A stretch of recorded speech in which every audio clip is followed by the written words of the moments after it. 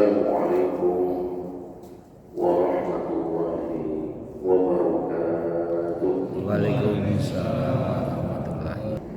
Bapak Ibu, masyaallah muslimin wal muslimat rahimakumullah. Tema kajian kita subuh hari ini adalah jalan-jalan mendapatkan rezeki menurut konsep Al-Qur'anul Karim. Salah satu masalah yang banyak dibahas di dalam Al-Quran selain masalah tauhid adalah masalah rezeki. Karena masalah rezeki jamaah sekalian ini kerap kali dan sering membuat manusia kelimpungan, terlebih lagi jika sedang mengalami kesulitan ekonomi, ya usahanya tidak lancar, ya kemudian susah mencari pekerjaan, banyak orang di PHK, pengangguran dan lain sebagainya, ya. Sehingga ya orang-orang yang tidak tebal keimanan dan ketakwaannya ya terkadang menempuh cara-cara instan untuk memperoleh kekayaan. Ada yang kedukun, mencari penglaris, ya menempuh cara pesugihan, ya dan lain sebagainya. Padahal kita sebagai seorang muslim, seorang mukmin, bila terbentur suatu masalah, ya entah itu masalah rumah tangga, termasuknya juga masalah ekonomi, masalah rezeki, kita kembali merujuk kepada kitab suci kita, Al-Qur'anul Karim. Ya, karena sudah ada konsepnya, bagaimana kita memperoleh rezeki, apa saja jalan-jalannya di dalam Al-Qur'anul Karim. Ya, yang pertama jamaah sekalian, kalau membahas tentang rezeki, pertama sekali ini berkaitan dengan akidah tauhid kita. Kita harus meyakini, mengimani hanya Allah Subhanahu wa Ta'ala satu-satunya Tuhan yang melimpahkan, mencurahkan rezeki untuk semua makhluknya. Ya, Allah Ar-Razzaq. Ya, bahkan itu nama Allah di antara kumpulan Al-Asmaul Husna. Allah namanya Ar-Razzaq, Ar-Raziq. Bahkan ada nama lain Khairur Raziqin, atau biasa juga sebagai ulama mengatakan ini sifat Allah, Khairur Raziqin, sebaik-baik pemberi rezeki. Nah, kemudian jamaah sekalian, ada beberapa jalan kita mengais rezeki menurut konsep Al-Quran. Yang pertama, ada rezeki yang telah dijamin Allah. Ya. Ada rezeki yang memang sudah dijamin oleh Allah, jamaah sekalian. Artinya setiap bayi yang lahir ke dunia ini itu sudah membawa rezekinya masing-masing.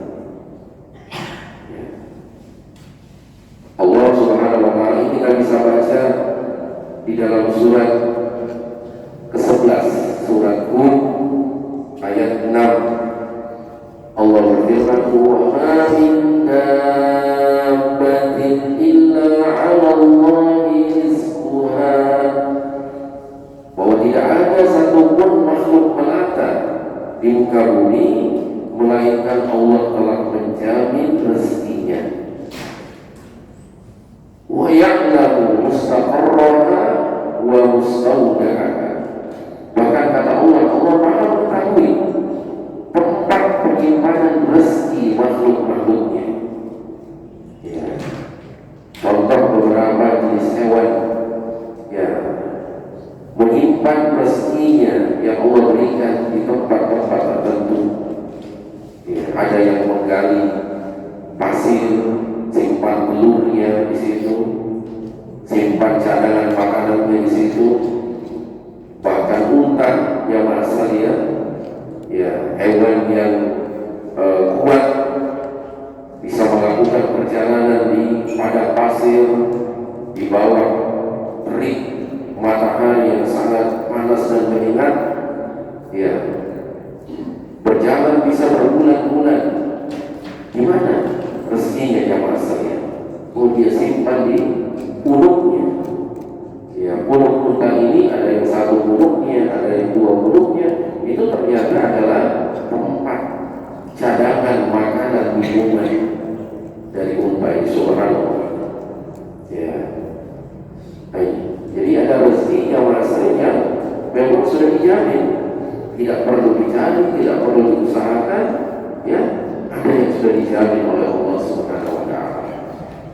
Dan ini dipertegas oleh baginda Rasulullah SAW di dalam sebuah hadis yang sahih riwayat Bukhari dan Muslim dari Ibnu Mas'ud radhiyallahu anhu. Rasulullah menjelaskan bahwa janin ketika berada di dalam rahim ibunya pada usia 120 hari atau 4 bulan, Allah Subhanahu wa Ta'ala mengutus malaikat untuk meniupkan ruh padanya dan diikat di rizki, mencatat untuknya 4 perkara, dan salah satunya diikat di rizki, mencatat rezekinya.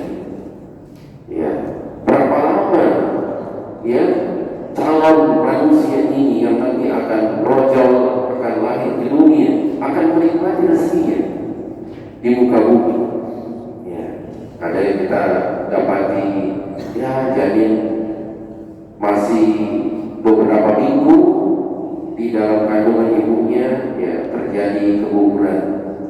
Ya berarti seperti itu saja rezeki yang ia dapatkan di dalam kandungan ibunya.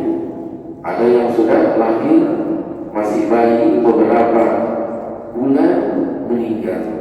Ya berarti sebegitu saja masanya dia memperoleh dan mendapatkan rezekinya. Dan begitu seterusnya ya mas ya. Karena seorang tidak akan meninggalkan dunia yang fana ini sebelum dia menikmati rezekinya secara sempurna. Ya, ini yang pertama, rezeki yang sudah dijamin oleh Allah Subhanahu wa Ta'ala. Yang kedua ya maksudnya, ada rezeki yang tak terduga, rezeki yang tak kita sangka-sangka. Ya, tiba-tiba kita dapatkan saja rezeki itu. Ya, pulang dari masjid, ada teman kita yang ayo sehingga di warung makan, di traktir kita. Ya, berarti ada janjian sebelumnya. Ya, alhamdulillah rezeki. Ya, ketemu dengan sahabat, dikasih oleh-oleh dari kampung, ya dikasih hadiah. Ya, tak diduga-duga, tidak pernah kita pesan. Ya, ini rezeki yang tak terduga, tak disangka-sangka. Ya, ini kita bisa baca di dalam surat At-Tolaq ayat 2. Ya, surat At-Tolaq yang maksudnya At-Tolaq artinya perceraian. Perceraian pembahasan di surat ini. Kenapa dibahas tentang rezeki? Ya, karena salah satu faktor perceraian yang terbanyak diantaranya selain KDRT, selain kasus-kasus perselingkuhan, juga adalah faktor ekonomi. Makanya Allah tekankan ada ayat tentang rezeki di surat tentang perceraian At-Tolaq surat ke-65 ayat 2. Allah Subhanahu wa Ta'ala berfirman, "Wa may yattaqillaha yaj'al lahu makhraja." Sekaligus Allah menyebutkan jamaah sekalian kiat-kiatnya untuk mendapatkan itu. ya rezeki yang tak terduga. Wa may yattaqillah, siapa yang bertakwa kepada Allah, ya, siapa yang bertakwa kepada Allah. Nah, tentu saja kalau kita hubungkan dengan ayat yang lain, takwa di sini haruslah haqqatul qadi, sebenar-benarnya takwa. Ya, maka Allah memberikan di sini dua keutamaan. Ya, dua keutamaan. Ya, ja'alnahu makhraja. Yang pertama, Allah berikan jalan keluar dari setiap problematika hidup yang dihadapi. Ya, termasuk masalah rezeki, masalah kesulitan ekonomi. Wa yarzuqhu min haitsu la yahtasib, dan Allah karuniakan kepadanya rezeki yang tak dia sangka-sangka. Ya, kiatnya apa yang maksudnya? Kuncinya apa tadi? Bertakwa. Wa banyak bertakwa. Maka jika kita ingin mendapatkan rezeki dari arah yang tak terduga, ya, jaga ketakwaan kita, tingkatkan terus ketakwaan kita kepada Allah Subhanahu wa Ta'ala. Nah, kita sudah insyaallah dengan ibadah puasa Ramadan yang lalu yang kita tunaikan sebulan penuh, ya, diharapkan kita la'allakum tattaqun, sudah berhasil meraih ketakwaan. Nah, tinggal kita jaga, kita rawat, kita pertahankan, kita tingkatkan ketakwaan kita menjadi haqqatul qadi, ketakwaan yang sebenar-benarnya ketakwaan. Nah, insyaallah kita memperoleh rezeki dari arah yang tidak kita duga-duga. Jamaah sekalian rahimani wa rahimakumullah. Yang ketiga, konsep rezeki dalam Al-Quran, ada rezeki karena anak. Ada rezeki jamaah sekalian kita dapatkan karena kelahiran, momongan, kita mendapatkan buah hati. Ya, makanya kan ada ungkapan banyak anak, banyak rezeki. Setiap anak yang lahir ini sudah bawa rezekinya masing-masing. Tidak usah kita khawatir, nah, ini nanti anak mau makan apa, ya, ini kita lagi sulit, ya, rezekinya lagi seret. Tidak usah dia masuk, ya. Ini sudah jaminan dari Allah Subhanahu wa Ta'ala. Itulah sebabnya Allah melarang kebiasaan orang-orang jahiliyah jangan sampai tertularkan kepada kita, yaitu membunuh anak-anak mereka karena takut miskin. Maka Allah jadikan ini salah satu kategori dosa yang sangat besar. Kita bisa baca dalilnya di surat Al-Isra, surat ke-17 ayat 21, ketika Allah menyebutkan kumpulan dosa-dosa besar, syirik, menyebutkan Allah, ya, kemudian berzina, ya, dan beberapa dosa-dosa lainnya. Allah sebutkan ayat ini, surat 17 ayat 21, wa la taqtulu auladakum khasyata imlaq, dan janganlah kalian membunuh anak-anak kalian karena takut miskin. Ya, janganlah kalian membunuh anak-anak kalian karena takut miskin. Nahnu narzuquhum wa iyyakum, kata Allah. Allah tegaskan, kamilah yang memberi rezeki kepada mereka, dan kamilah yang memberi rezeki juga kepada kalian, orang tuanya. Sama-sama ada rezekinya, tidak akan terbuka, ya, tidak akan kelahiran anak menyerobot, mengambil, merampas jatah rezeki orang tuanya. Masing-masing sudah ditetapkan rezekinya. Ya, makanya Allah akan jadikan ini salah satu dosa besar.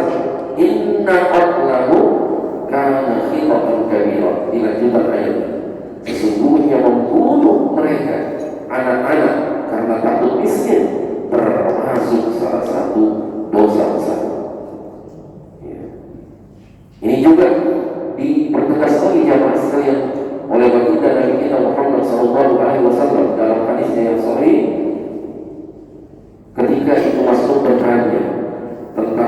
ayyun nabi a'zam. Wahai Rasul, dosa apa yang paling besar? Ya Rasulullah sebutkan al-isyraku billah, menyekutukan Allah. Dan beliau sambung antaqtula waladaka khasyata an yakula ma'aka. Engkau membunuh anakmu karena takut dia ikut makan bersamamu. Ya. Saking takutnya rezekinya ya berkurang, ya, dia bunuh anaknya. Alhamdulillah.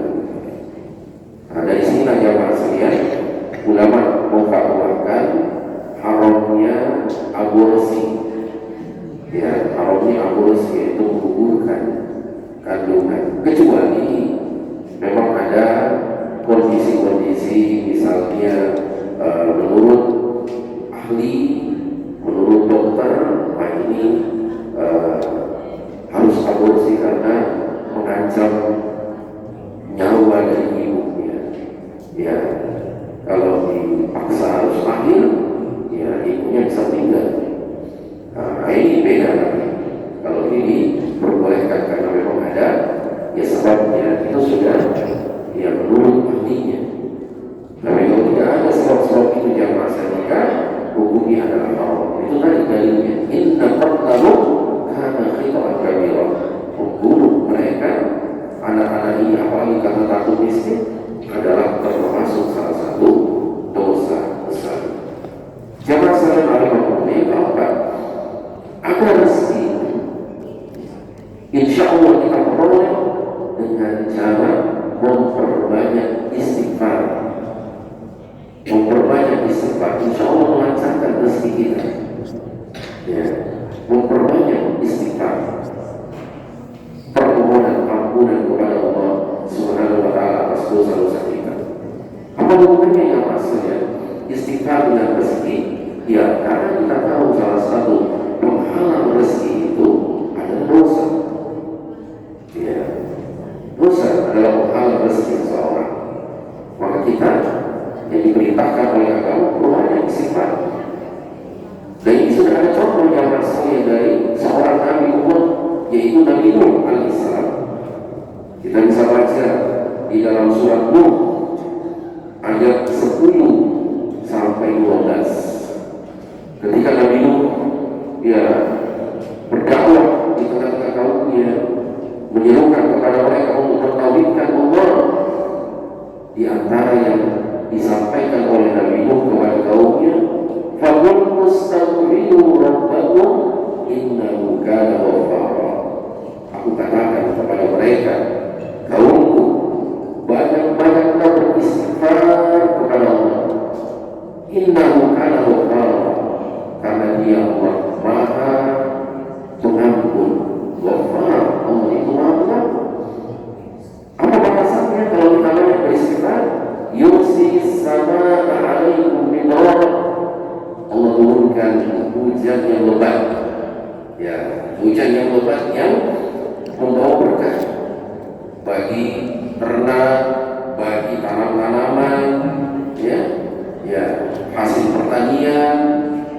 Yursilis samaa 'alaikum midrara wa yumdidkum bi amwalin wa banin.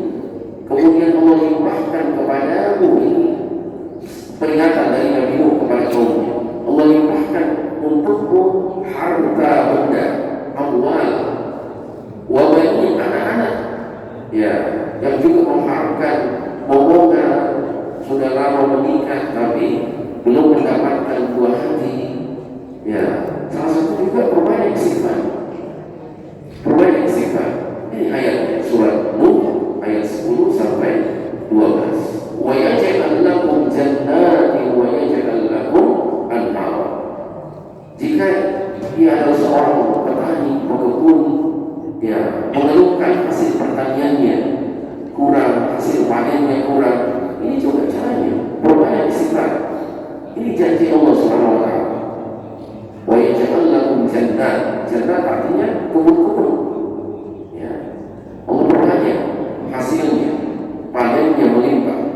Anhar wa anhar wa yaj'al lakum anhar. Allah Subhanahu wa Ta'ala juga jadikan sungai-sungai, ya sungai-sungai yang mengalir dengan air yang bersih, kemudian dimanfaatkan oleh orang-orang yang mencari ikan, nelayan dan sebagainya.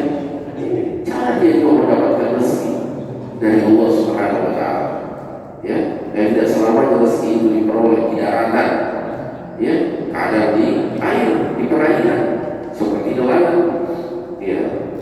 Bahkan ada yang menyelam sampai ke dasar laut untuk mencari lobster, untuk mencari mutiara. Subhanallah, rezeki Allah sebarkan di daratan, di lautan, bahkan di udara.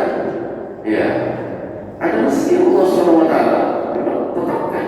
Ini bagaimana cara mendapatkannya? Ini kerjanya berkaitan dengan ya udara, menjadi pilot, ya penerbang. Subhanallah. Ya, inilah karunia Allah Subhanahu wa Ta'ala. Makanya Allah berfirman di dalam surat Al-Mulk ayat 15, "Wallazi ja'ala lakumul arda dhalulan." Dialah Allah yang telah memudahkan untuk kalian ya permukaan bumi ini semuanya untuk kita jalani, kita tempuh. Famshu fi manakibiha, berjalanlah di seluruh penjuru-penjurunya. Allah mudahkan. Wa kulu min rizqi, dan makanlah dari rezekinya. Ya, ini jamaah saya. Jadi ada rezeki yang Allah Subhanahu wa Ta'ala berikan kepada hambanya dengan cara banyak-banyak kita beristighfar. Kemudian yang kelima, ada rezeki jamaah sekalian karena menikah. Ya, ada rezeki diperoleh seorang justru karena dia menikah. Setelah dia menikah, ya mengambil rezekinya. Nah, makanya ya anak muda yang masih jomblo, ya kalau bapak-bapak mungkin yang mau menikah lagi, ya serat rezekinya, ya ini ada konsepnya di dalam Al-Quran. Karena itu tadi setiap orang itu sudah bawa rezekinya masing-masing. Jadi tambah istri, ya masuk ke anggota keluarga kita, ya berarti ada juga rezekinya. Ya, dan ini ada dalilnya jamaah sekalian. Ya, kita bisa baca di dalam surat An-Nur. Tambah istri, tambah rezeki. Ya, surat An-Nur. Ya, surat ke-24 ayat 32. Iyakunu fuqara yughnihimullahu min fadlih. Jika orang-orang ini yang hendak menikah ini takut miskin dalam keadaan fakir, nanti Allah yang akan memberikan kecukupan padanya karena karunia-Nya. Ya. Bahkan jamaah saya, ya ini mungkin masih sulit diterima oleh sebagian orang. Ya, karena berpikir logikanya kalau saya yang masih sendiri saja sudah kesusahan, kesulitan ekonomi, tambah lagi ada istri, belum lagi nanti lahir anak 1, 2, ya logikanya dia dahulukan, ya ini memang sulit, kelihatannya kedengarannya sulit, tapi kita imani ayat Allah Subhanahu wa Ta'ala, ya dipertegas oleh baginda Nabi Sallallahu Alaihi Wasallam di dalam hadis beliau bersabda, "Salasatun haqqun 'alallahi audun." Ada 3 golongan, 3 orang yang sudah menjadi kewajiban Allah untuk menolong mereka. Pasti Allah tolong. Salah satunya wannaki yuridul afaf, orang yang menikah dalam rangka untuk menjaga kehormatan dirinya. Nah, berarti jamaah saya motivasinya harus benar. Dia takut terjerumus ke dalam perzinahan, dia takut terjerumus ke dalam pergaulan bebas, ya dia menikah. Iya. Dan ini sudah Allah perbuatan. Allah akan tolong, Allah akan bantu dia, Allah akan mudahkan urusannya. Nah ini jamaah sendiri ada rezeki diperoleh seorang karena menikah atau menikah lagi. Ya. Yang keenam jamaah sekalian, ada rezeki karena bersyukur. Ada rezeki karena kita bercerita di awal ceramah, abdan syakura, kita harus menjadi hamba yang pandai bersyukur. Dalilnya apa? Yang masalah ayat yang terkenal surat Ibrahim surat ke-14 ayat 7, wa in ta'allana rabbukum, dan ingatlah ketika Tuhanmu memaklumkan, la in syakartum la azidannakum, jika kalian pandai bersyukur. Bersyukuri nikmat-nikmat Allah, Allah akan tambahkan nikmat itu kepada, ya, dan bukan karena sebagian dari nikmat Allah Subhanahu wa ta'ala. Ya, maka dengan demikian kita menjadi orang yang pandai bersyukur, insya Allah, ya, Allah mudahkan rezeki kita, Allah tambahkan rezeki kita. Sebaliknya Allah mengatakan, wa in kafartum, namun jika kalian kufur nikmat, tidak pandai bersyukuri nikmat yang Allah Subhanahu wa ta'ala berikan. Ada orang yang maksudnya, ya, tidak pandai bersyukuri pekerjaannya. Ya, sudah Allah berikan pekerjaan di tengah orang-orang banyak sekali mengantri panjang itu ketika lowongan kerja, ya, susahnya, ya, tidak bersyukuri pekerjaannya. Ada orang-orang yang asal yang bertaruh nyawa dalam pekerjaannya. Contohnya para penambang, ya, mereka menggali di bawah tanah yang sewaktu-waktu ini tanah di atasnya bisa runtuh. Dan itu sudah banyak kejadiannya. Maka ketika kita alhamdulillah punya pekerjaan di tempat yang safety, yang aman, kita bersyukur. Kita bersyukur. Ya, jangan banyak mengeluh. Ya, jangan banyak mengeluh. Kalau memang ada yang kurang dari mungkin manajemen tempat kita bekerja, ya kita berusaha cari solusinya bagaimana, ya, dengan bermusyawarah dan lain sebagainya. Bersyukuri pekerjaan kita. Nah, masih banyak orang-orang di sana yang tidak punya pekerjaan, atau tadi punya pekerjaan tapi pekerjaannya sangat-sangat beresiko tinggi. Maka syukuri ya Mas, insya Allah tambahkan nikmatnya kepada kita. Kemudian yang ketujuh ya Mas, ya, ada rezeki karena rajin bersedekah. Ya, ada rezeki yang diperoleh karena seorang hamba itu rajin bersedekah. Bersedekah. Ya, karena kan ada ungkapan, ya, semakin banyak kita memberi, nah, maka kita juga akan semakin dapat.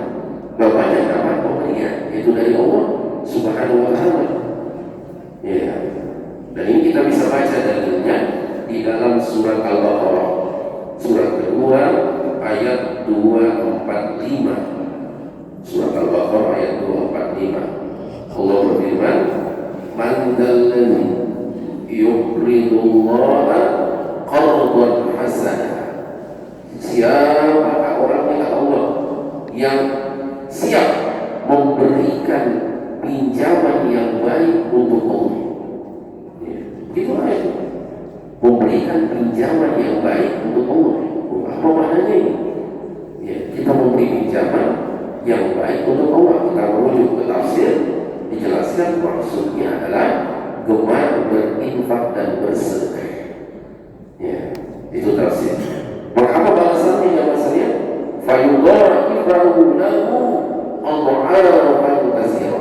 Allah Subhanahu wa ta'ala melipat gandakan, yudha'if, melipat gandakan balasannya. Ya. Ini dengan dia banyak tadi berinfak bersedekah, ya, maka Allah akan melipat gandakan. Makanya kita jaga jamaah sekalian sedekah kita. Ya, jangan kita bersedekah nanti ya, di bulan Ramadan saja. Ya, memang Rasulullah itu orangnya dermawan dan semakin bertambah kedermawanan beliau di bulan Ramadan. Ya, kita jaga kontinuitas kesinambungan ibadah kita. Salah satunya adalah bersedekah. Ya, terutama memberikan pinjaman ya Mas, ya, itu juga bagian dari sedekah. Ya, bahkan lebih banyak pahalanya. Ya, ada sebuah hadis. Iya, iya terus juga. Ya, ya, ada sebuah hadis Rasulullah SAW bersabda bahwa di pintu surga tertulis sedekah itu diganjar 10 kali lipat. Ya. Tapi aku melihat di pintu surga tertulis meminjamkan orang yang membutuhkan, ya, ganjarannya 18 kali lipat. Ya. Sedekah 10 kali lipat, kalau 18 berarti lebih banyak. Nah ini jamaah sekalian. Jadi ini salah satu insya Allah ya sumber rezeki kita dengan doa bersedekah. Dan yang terakhir, yang ke-8, ada rezeki karena memang kita usahakan, kita berusaha, kita berikhtiar. Ya, contohnya Allah berfirman di surat An-Najm surat ke-53 ayat 39, Allah mengatakan wa laisa lil insani illa ma sa'a. Seorang tidak akan memperoleh kecuali yang dia usahakan. Ya, dan usaha kita kata Allah di awal surat Al-Lail di ayat ke-4, inna sa'yakum lasyatta. Usaha kalian itu bermacam-macam. Ya, pekerjaan kita bermacam-macam. Yang penting halal. Ya, yang penting halal. Proyek, ya, silakan. Ya, profesi yang kita geluti itu tidak mungkin satu macam saja. Ya, Allah sendiri mengatakan inna sa'yakum lasyatta. Usaha kalian untuk memperoleh rezeki itu bermacam-macam. Nah, inilah jamaah sekalian, setidaknya 8 ya jalan-jalan kita insya Allah memperoleh karunia rezeki dari Allah Subhanahu wa Ta'ala. Dan setelah ikhtiar ini ya jangan lupa berdoa. Ya harus kita selalu ya barengi dengan doa. Makanya Rasulullah SAW setelah sholat subuh beliau membaca, pernah kita bahas khusus doanya. Ya dulu pernah kajian kita bahas khusus doanya.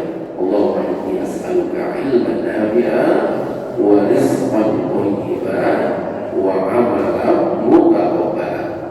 Ya, ini dari hadis Ummu Salamah diriwayatkan oleh istri Rasulullah bahwa beliau membaca ini setiap selesai sholat subuh. Ya, karena kita kan akan keluar beraktivitas. Ya Allah, berikan aku ilmu yang bermanfaat. Ya, karena kita mau belajar, para mahasiswa mau kuliah, ya, maka diawali dengan kita baca memohon kepada Allah ilmu yang bermanfaat. Jangan ilmunya tidak bermanfaat. Yang kedua, warismauliba. Ya, kita kepala rumah tangga harus mencari nafkah buat keluarganya. Kita mohon rezeki yang baik. Ya, jangan asal yang penting cuan, yang penting keuntungan, tapi ternyata ya penghasilannya dari yang haram. Nabi SAW bersabda, kullu lahmin nabata min suhtin fannahu labi. Setiap daging yang tumbuh karena hasil yang haram maka api neraka yang pantas untuk menyiksa. Nauzubillah min dzalik. Dan amalan yang diterima wa amalan mutaqabbal. Nanti anak-anak kita yang sekolah, bapak-bapak kita yang bekerja, jangan lupa beribadah. Di bawah luhur kita sholat, jangan kerja terus, ya dunia terus, lelah kita mengejarnya. Ya, kita lupa beribadah. Dia waktu yang beribadah kita ibadah dulu. Ya, sholat duha, sholat wajib, berzikir, berdoa, dan memohon kepada Allah agar ibadah kita itu, amalan kita itu diterima oleh Allah Subhanahu wa Ta'ala. Amin. Nah, inilah jamaah sekalian